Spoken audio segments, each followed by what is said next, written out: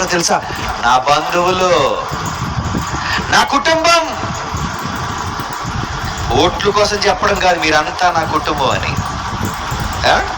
అది దొంగ రాజకీయ నాయకులు చేసే పని.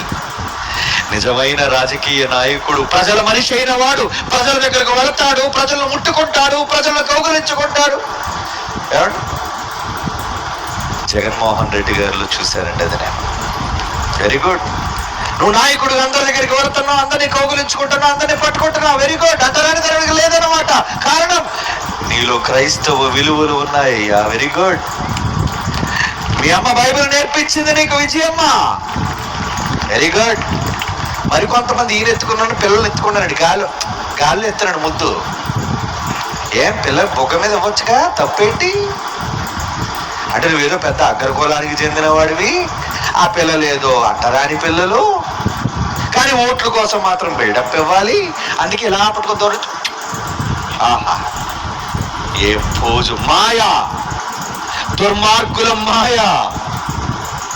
ఏమండి, మనుషులు కులాల పేరట విడదీసి విభజించే వీళ్ళు కావాలా? లేదా అందరూ మీరంతా నా కుటుంబం అని చెప్పి బైబిల్ కావాలా? ఎంచుకోండి మీరే.